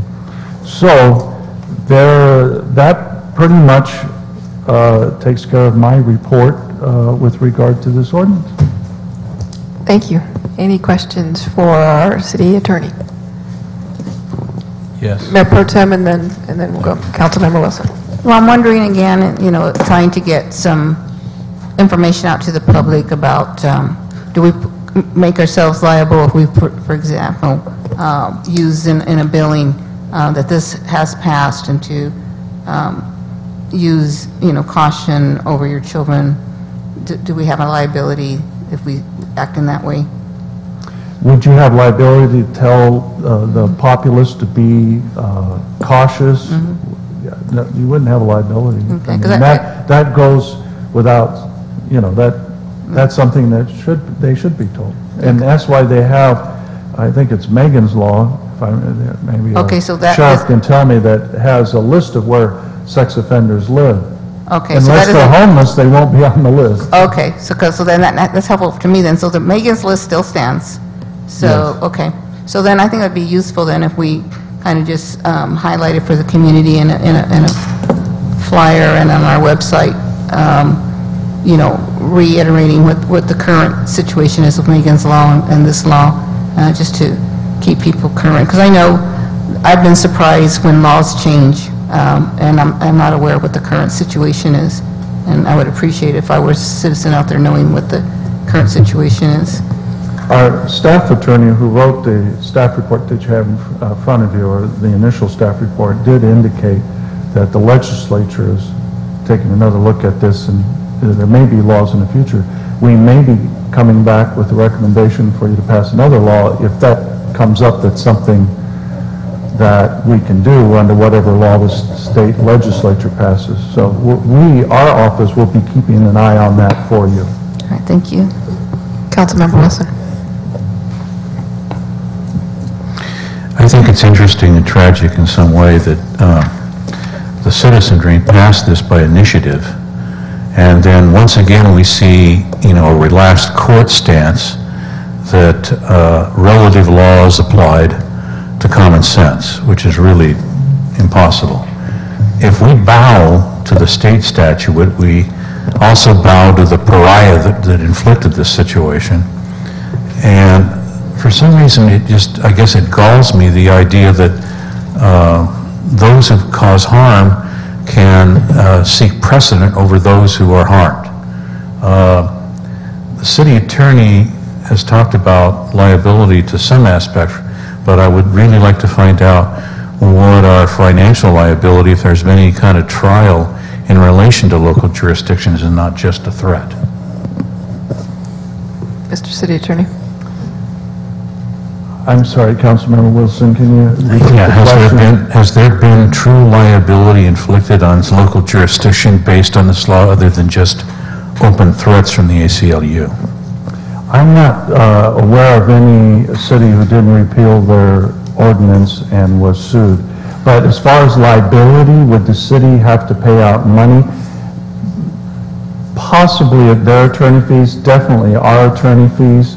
But what they're doing is getting a writ to require you to remove the ordinance. It's not like they're suing us for money. So it's a writ of mandate type of thing, yeah. Gotcha. Then so there hasn't been a threat of suit other than just, we might come after you. Yeah, I'm not certain whether the city of Grand Terrace actually received the letter. I just know other jurisdictions have. We've faced these kinds of circumstances before and unfortunately bowed to the circumstance, and I'm not 100% sure what that was.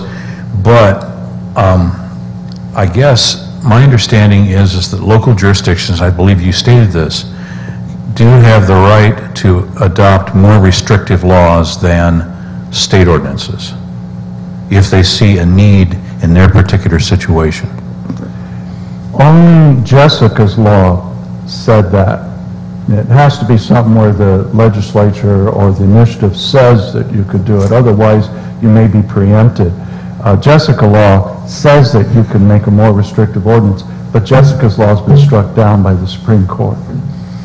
Well, I guess in general, what I'm at, my question is that, for example, if I had an earthquake-prone zone that didn't exist in other locations and decided to restrict building in a particular area, I could uphold that based on my current situation, my locale or my local jurisdiction need. And it seems to me it's the same kind of circumstance in some social situations. Yeah, what you're saying is correct, but again, understand that state law says that if you have a particular situation, that's a building code issue, in your community, you then can do it as long as the state blesses it. I think I'd be willing to take the chance. You've given me plenty of information to think about. Thank you. You're welcome. Any other questions of staff? Yes. Councilmember Hussey. Thank you. Mr. Anderson, as far as can we, on our website, can we put the link exactly right to the Megan's Law website, just do a hyperlink on there?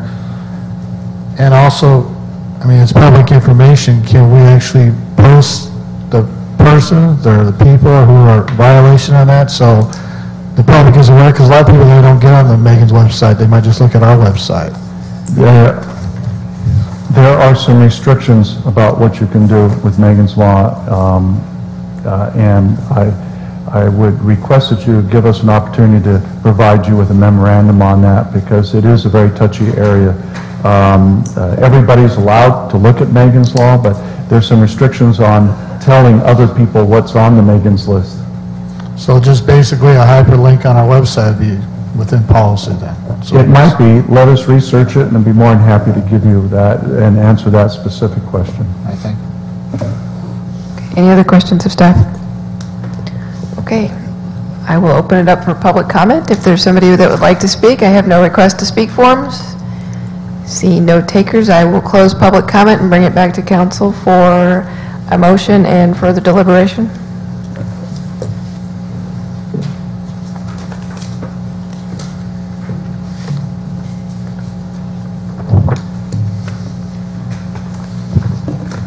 This is the only public hearing on this item?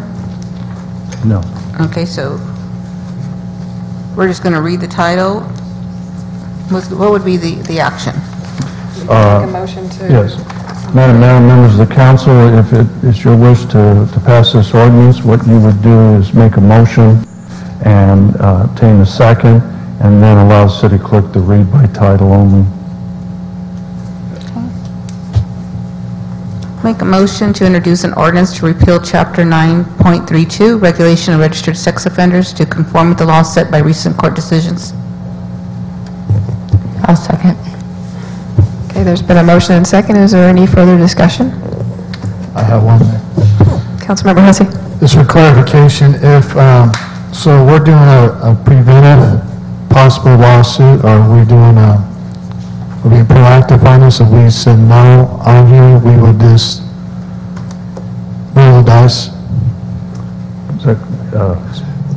Madam Mayor, members of the council, if you wanted to vote no on this, what our office would do is keep an eye open for any threats of litigation and advise the council and bring it back if should we, Grand Terrace specifically, get a threat. Thank you. Okay, any other further discussion? All right, there's a motion and a second. Please vote. Did mine go through?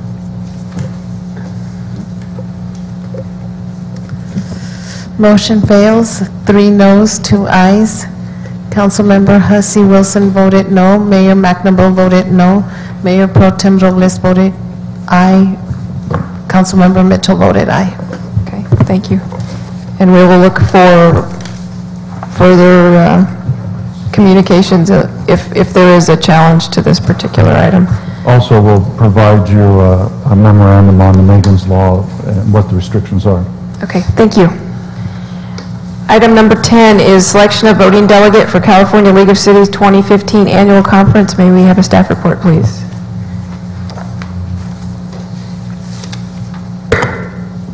Honorable Mayor, and council members. I am Pat Jaques-Nares, your city clerk. It is that time of the year again. I am presenting the staff report for the selection of voting delegate for the California League of Cities 2015 Annual Conference scheduled for September 30th through October 2nd, with the business meeting on Friday, October 2nd. This staff report supports City Council Goal Number 4, develop and implement successful partnerships by working collaboratively with public sector, local, regional, and state agencies to facilitate and deliver the services to our community and to secure funding for programs and projects. As a member, the city needs to appoint a voting delegate and 2 alternates for the business meeting on October 2nd.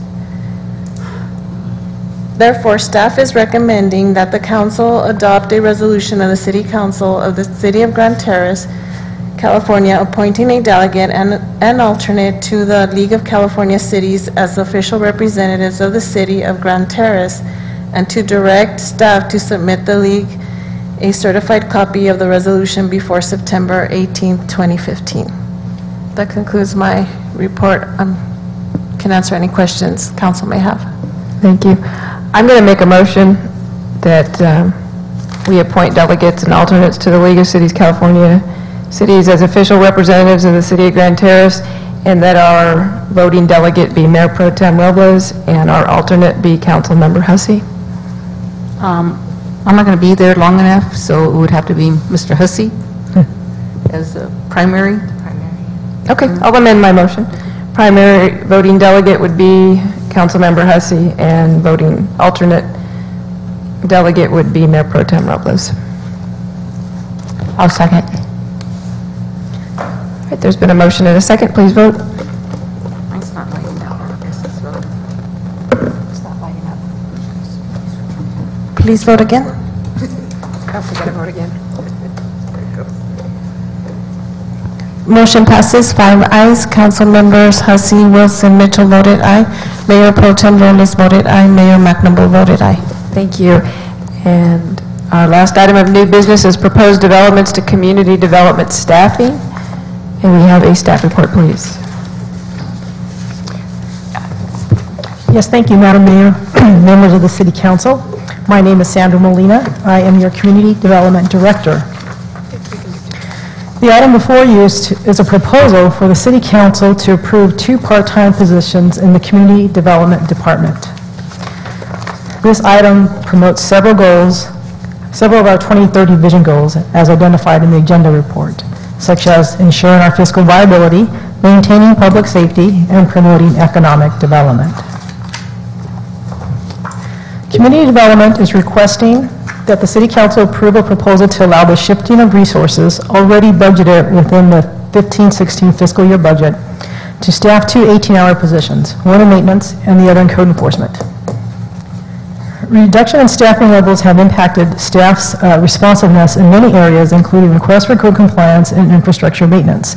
The staff report provided a more detailed discussion with respect to the background as far as over the last fiscal year's reductions that we've had in staffing, contracting of the organization and of the departments, and so because of that we have had a need to utilize in fiscal year 14-15 salary savings to hire temporary administrative and maintenance support.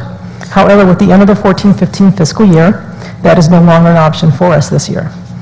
However, those services are still needed, that those positions provided.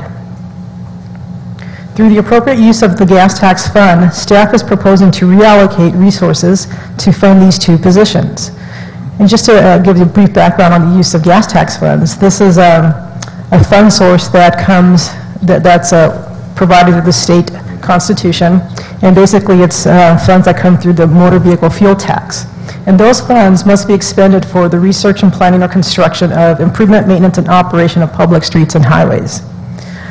And they include mitigation of their environmental effects, the payment of property taken or damaged for such purposes, and the administrative cost necessarily incurred in the foregoing purposes. And so what that means is the gas tax fund can be used to fund services, maintenance services, improvements related to our public streets. So that's street signs, pothole repair, sidewalks, things of that nature.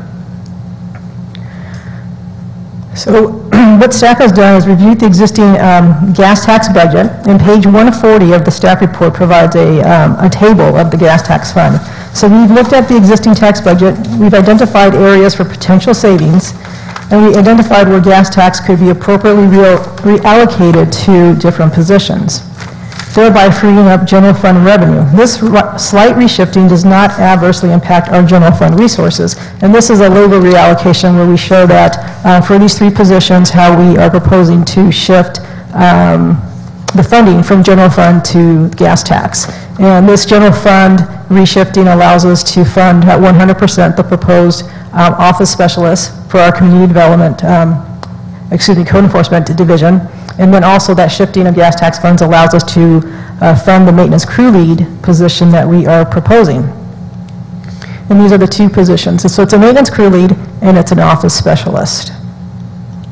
The benefit to funding these two part-time positions is to allow staff to implement proactive programs. So for the maintenance crew lead, we would envision implementing programs to identify and repair potholes, identify improperly working streetlights, to replace faded and worn street signs. And also, because of the position of a maintenance crew lead, it also allows us to separately manage our resources. We do get work release, and on some days we have up to 5 work release, and when we know we're going to get more, we're able to then separate those resources and work in 2 different areas, utilizing that additional labor. With respect to our code enforcement department, the benefit of this position is that the officer will spend less time on administrative functions and more time in the field. We'll be able to better implement programs to identify unlicensed and unpermitted businesses and inspect and ensuring compliance with the rental inspection program. By having that administrative support to input case files, to research more properties that should be in our rental inspection program, and those type of things, we're able to ensure more timely compliance and also timely collection of revenue sources. And so what staff is requesting is the City Council approve these 2 part-time positions. Again, it's 18 hours a week. Staff would be available to respond to any questions that the council may have. Thank you, Director Molina. Does council have any questions of staff? I do. Councilmember Hussey. How many maintenance workers do we have now? We have 3, a maintenance crew lead, a maintenance 2, and a maintenance 1. And the maintenance 1 is a recent hire within the last 2 to 3 weeks. And are all 36 hours a week? Yes, sir. So would it be feasible or less expensive to pad their hours with the 18 hours instead of making them 40 hours a week? I think that is a broader discussion that the city manager and the council would have to have with the council, but the thing about this particular position is that this is an 18-hour non-benefited position, so we're just paying straight salary time or hourly salary rate. Additionally, the level of the part-time person that we are seeking is at a higher level that has the ability to direct crews, manage our vendors and our contractors more so than our maintenance 1 and our maintenance 2 would be able to do. Is this part-time person going to be working on the weekends? Do we have work crews on the weekends? We do not have work crews on the weekend schedule. We have on-call staff, and so should situations arise after hours, we're able to contact that on-call person and have them respond. Now I'm talking about the work crews that are assigned to us, for paying out their fees and fines and stuff. Are they primarily just during the weekdays? Yes, sir, they are. All right. Thank you. Any other questions of staff? Councilmember Mitchell. Thank you, Mayor. I have just a few questions.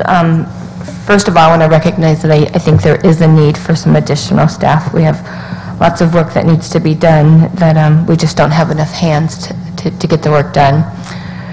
My initial fear was that we were going to create some inequity in the positions because the hourly rate of pay seems fairly high.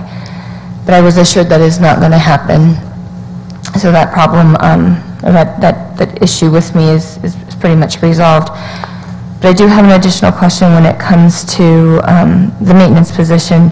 It was my initial understanding that the new position would be a supervisorial position, like a crew lead? Since we already have a crew lead, how's that dynamic's going to work? The way that dynamic would work is that our full-time maintenance crew lead person who would be the lead and would be directing and managing and scheduling the resources accordingly. However, with this 18-hour, because remember, these are only 18-hour positions, and so we do want our full-time crew lead to ultimately be the lead as far as how those resources are going to be directed. But that level of a maintenance crew lead, with the experience that person has, we're able to do a few things. One is provide some mentoring for our full-time crew lead, and also has the knowledge and the experience to address issues as they come up in the field, so that person can better assist our full-time staff in responding to issues that may come up. The person that we envision that we would like to talk to about this has been a past employee, and so there is a relationship there, and that person understands that there's a full-time crew lead and that's the lead. But I don't envision a problem. Okay. Are we identifying this position as a lead? I guess if that person doesn't pan out, I just don't want to set us up for a situation. Right. So what we would do is we would recruit for a person of that experience level. Again, this is 18 hours, and so the focus of this work is to work in our streets. So, pothole repair, replacing streets, steins that are worn or need to be replaced. So I don't think that's going to be that much of an issue if that person doesn't pan out. Okay. And then I have a couple other questions, Sandra. And maybe even to our city manager. Sure, absolutely. We pretty much run from Monday through Thursday.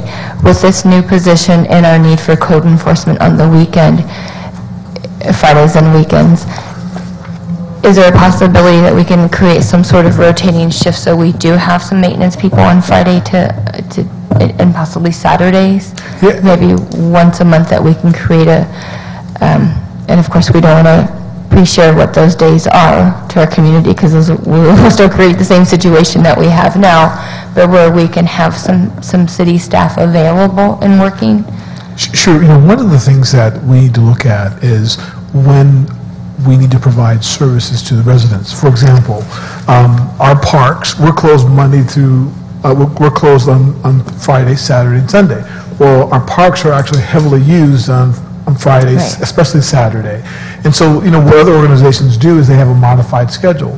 They even bring in someone on the Saturday to ensure that if Thursday evening the park's been used Thursday, Friday, what's guaranteed that you might have the highest use for the park system and the services need to be there. So certainly we'll be looking at that activity. That's exactly why I asked the question. We have one or two people we have one person that's on call over the course of over the weekend. Now, obviously, we can activate that person along with the additional 18-hour person to make sure that those parks are ready and available and clean to go over the weekend. In addition to that, you're absolutely right. Our code enforcement component, if citizen understands our operational hours, the activity of the weekend is a time that we have the least amount of code enforcement available.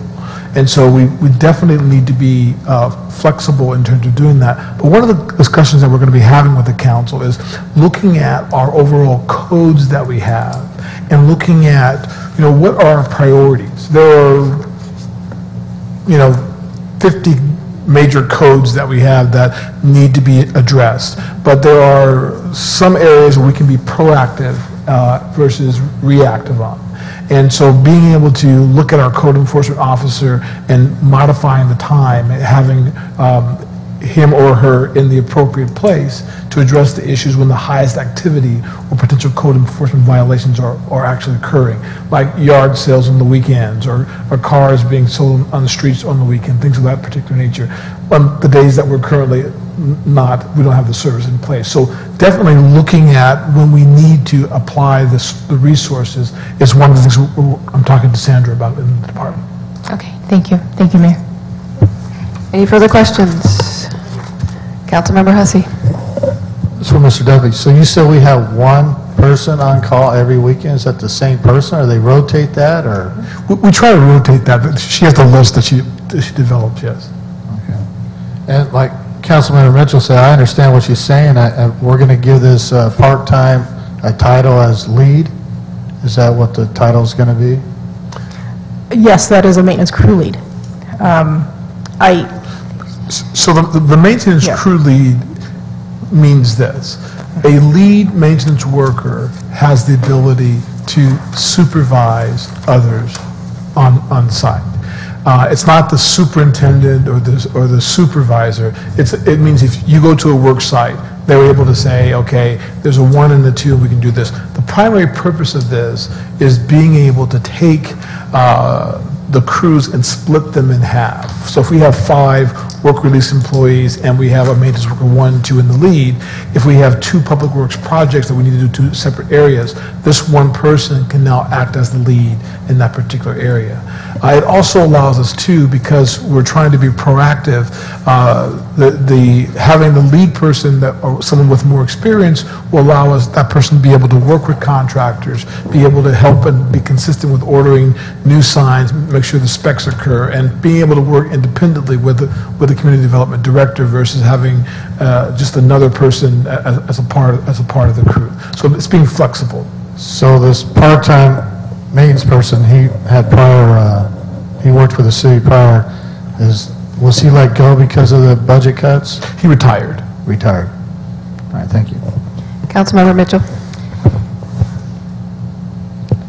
I first want to recognize before I start that we pay the staff, the residents pay the staff to do your job, and I think that you are certainly doing your job and above. And I think the questions that we have is so that we can gain a better understanding, so please don't take this as we're questioning you and putting you in an awkward position. But I guess in my mind, it just seems difficult to have 2 people with the same title. Is there a possibility to do a maintenance crew leader 1 and a maintenance crew leader 2, or maybe whatever, so that they don't have the exact same title, so there is some sort of, I guess, organizational order? I see what you're trying to achieve, Sandra, but in my mind, I don't want the staff under them to be conflicted with who's their supervisor, who's not their supervisor, where do they take direction, where do they not take direction. I'm sure we don't have an environment like that now, but who says in days to come that we might not? Director Molina? I suppose that's something we could look at, but keep in mind, Grand Terrace, we're in a unique situation. Other cities have, maintenance for parks, and those employees assigned to parks maintenance have crew leads. And then you have street maintenance, and they have a crew lead. And you have storm drain repair, and they have a crew lead. You have facility maintenance, and they have a crew lead. And so it's not unusual to have various aspects of maintenance with various crew leads to lead a crew. We're unique in that we have one crew, and they're responsible for everything. Street maintenance, park maintenance, facility maintenance. So the concept itself is not, it's not uncommon. Sure. We just, happen to have a unique situation where we have a small staff, and so this is not that much different than having a crew lead that would take a lead, the 18 hours are here, on street maintenance, while the other crew lead will do the broader overseeing of the department and take the lead with park maintenance and facility maintenance, and at least they know that they have a capable coworker that can take a lead, take a crew and lead that crew. And maybe it's as simple as that, Sandra, that we're clearly defining that in the job description. Sure. Mr. City Manager. Yeah, and it's a point well taken. And in a larger organization, I could see where that can certainly be an issue. One of the things that we're trying to capture is the experience, and the title goes along with the experience. However, I think what we can do, we can come back to the council with either a classification that's slightly adjusted that says part-time maintenance lead, or even adjust the title quarterly so there isn't that confusion. Because it's a point well taken. It's two titles in one location. Who do I, if I'm an employee that wants to take advantage of the situation, I can certainly do it under that scenario. So that's a point well taken. Okay, very well, thank you. Thank you, Mayor. Okay. Mayor? Councilmember Wells? I might have suggested, it's really under the purview of the city manager to handle these kinds of items. I think we should just rely on them. Take care of it. Thank you. All right, is there any member of the public that wishes to speak at this point? I have no request to speak forums. I see nobody taking advantage of coming forward, so I will close public comment, and I will come back to council for a motion, please. I move adoptions of recommendation 1, 2, and 3. Approve 2 additional part-time 18-hour week positions in Community Development Department, 1 maintenance crew lead, and 1 office specialist, 2 part-time positions. Approve the revised gas tax account line item budgets detailed in Table 2 of the report, and approve labor reallocation of positions detailed in Table 3 of the report. I will second. Thank you. I have a motion and a second. Any further discussion? Seeing none, please vote. Motion passes 5 ayes. Councilmember Hussey, Wilson, Mitchell voted aye. Mayor Pro Tem Robles voted aye. Mayor McNamara voted aye. Thank you. Our last item, H, is the city manager communication. Mr. City Manager. Yes, Mayor, thank you. Just wanted to, some of the council members mentioned earlier, I wanted to actually thank the Community Development Department and the EOC committee for bearing with us as we were able to make some improvements in bringing back AM 1640. It's currently on the air. In addition to that, based on last year's budget, we ordered some new equipment that will make the station even better and stronger in its output. In addition, the other component that we were shooting for was the ham radio and operations. We did one of our checks yesterday, and that has occurred. That we're in compliance and we're on board. In addition to that, I also wanted to talk about. Once again, I wanted to have the staff appreciate the staff's efforts in terms of putting that together. The League of California Cities meeting is coming up, and as someone mentioned earlier, in September, early October. I think it's going to be very important for the city of Grand Terrace and its delegates to be there, to be able to share and network with the other cities throughout the state. And the mayor and I actually met with the Sandbag Executive Director, Raymond Wolf. He came out to talk with us about Grand Terrace and the Barton Road interchange expansion. And just so we understand the magnitude of that project is going to be anywhere from $80 million to $100 million in construction development. And as we move forward in terms of economic development, having that interchange in that new improved condition is also part of the gateway to the city is going to be vital to our economic development success. The other thing is that I have requested, and I believe that we're going to be moving forward with a successor agency meeting on the 21st of July, which is next week. And we'll be talking about the long-range property management plan. And that's it. Thank you very much. All right. Thank you. Our next regular city council meeting will be held Tuesday, July 28th, 2015 at 6 p.m. The agenda item request must be submitted in writing to the city clerk's office no later than 14 calendar days preceding the meeting. And with that, I'd like to thank my colleagues and those members of the public that came and expressed their opinions tonight. And thank you to the staff. We are adjourned.